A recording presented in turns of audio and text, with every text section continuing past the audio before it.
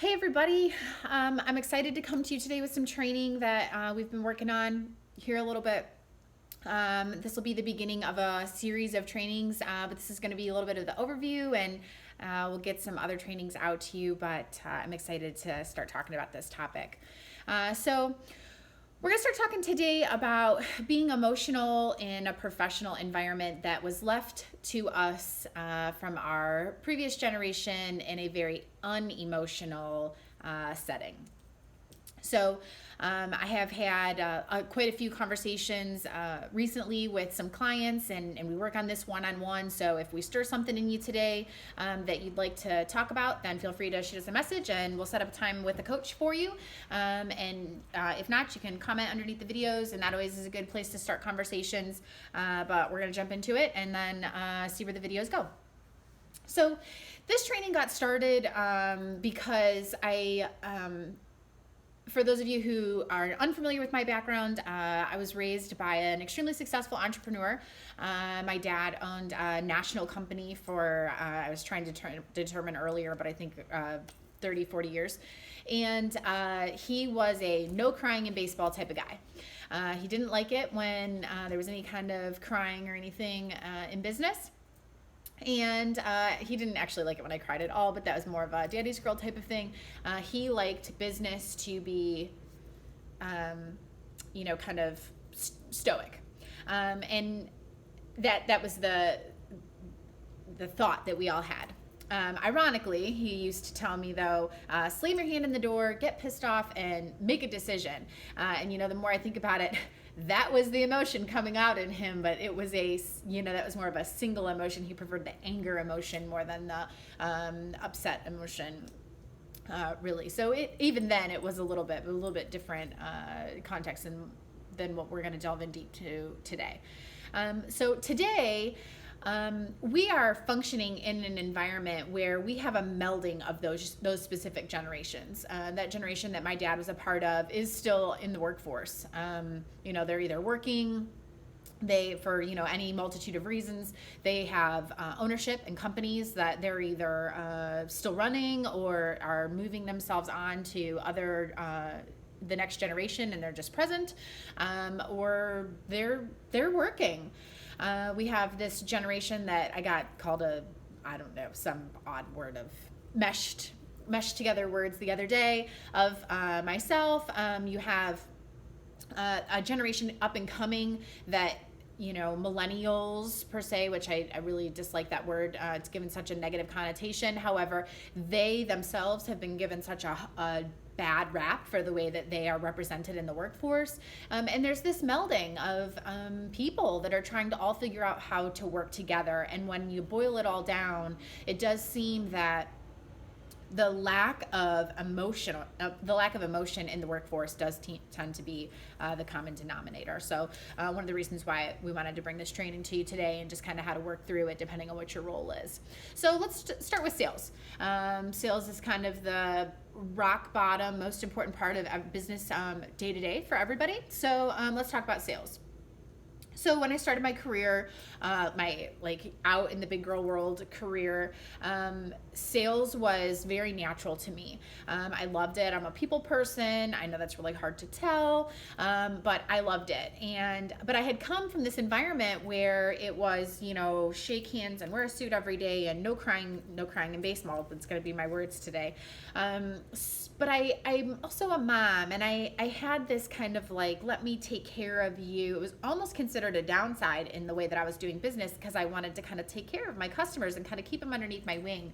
So it was this melding to the point where I'd walk into a meeting with a manager or somebody overseeing a meeting with me, and I'd hug a customer and they'd be like, "Oh my God, that makes me so uncomfortable." But that was the connection that I had with these people. Then I took a role where I was actually trained in making buyers emotional. And as I was taking this training, it almost seemed manipulative until you started to understand that making your buyer emotional for the right reasons is actually advantageous for your buyer. your buyer is given the ability to have a shorter window to make a yes or no buying decision, and is more inclined to have less buyer's remorse and a more accurate reason to buy or say no. And it was extremely enlightening to me. A lot of the tactics that were taught were things that I had naturally done. However, when you learn to shorten that cycle and make someone emotional, it's extremely enlightening when you understand that there are certain things that will push button make someone emotional over certain topics, whether they be a business owner or a decision maker in the process. And those are the reasons why you see people who buy in a cycle like that have more longevity with their vendor.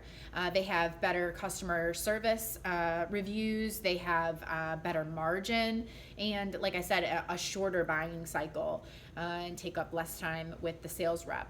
So I would say that is probably the first and most relevant piece to everyone's business, is being able to make your buyer emotional in that process.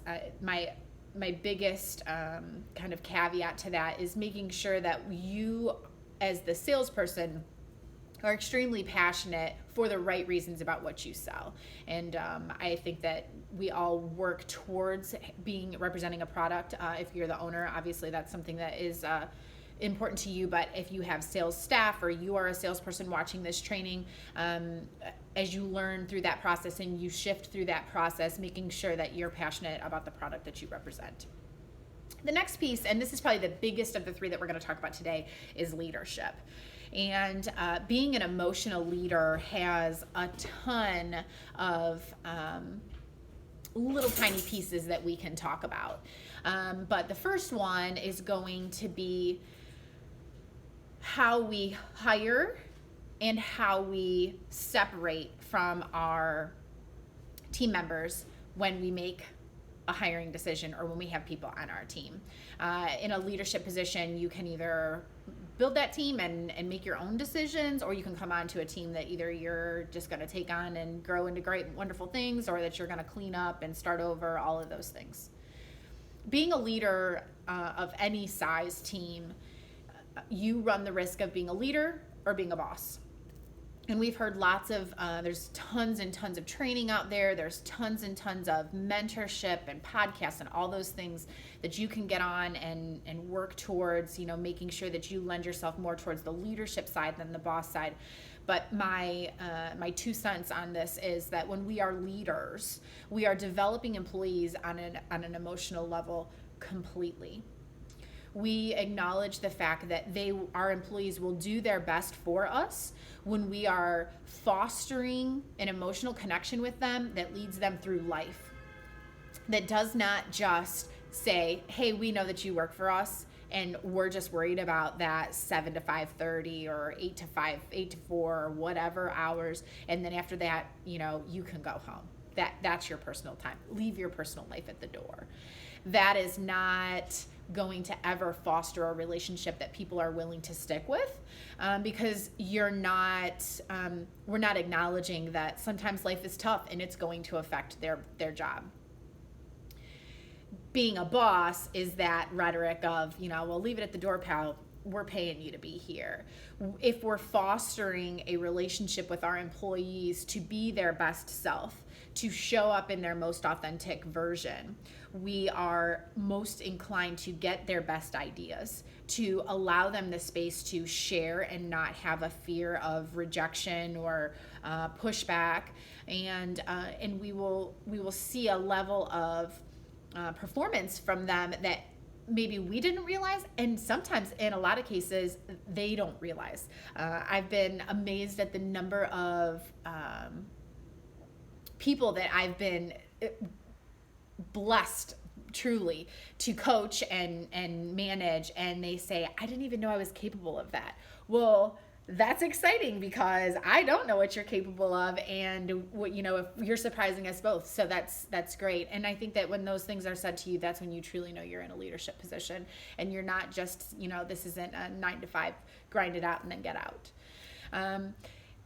The backside of that is that when our team members separate from our company, it's great when you hear someone retire from the company that they were hired at. But again, that's something that we're generationally seeing kind of move away from. And when we have formed a bond with our employees, they sometimes make a choice to move on. Sometimes we have to make a decision to either change their location on the bus, or sometimes they no longer have a seat on our bus anymore. And that makes it difficult to separate. However, if we don't form an emotional connection with our employees in fear of an unknown date that there could be separation, we will lose so much productivity and so much potential from them that it's almost not worth having an employee. It's that fear right there is the negative kind of emotion that we will struggle with in our businesses. I listened to a power couple. I'm just a fan of theirs, and I follow their podcast, and they had made the comment recently that because they are successful, they are more emotional. And because they are more emotional, they are even more successful. And when they said it, it really resonated with me. They show up in a different capacity than they would have prior. They got married, obviously unsuccessful, without the success that they see today. And now they have the freedom of being more authentic, and they get a different level of production. They get a different level of success, whether it's measured differently or contentness or however they see it, until they were willing to lower the barriers and figure out how to be more emotional together. That was not ever going to happen.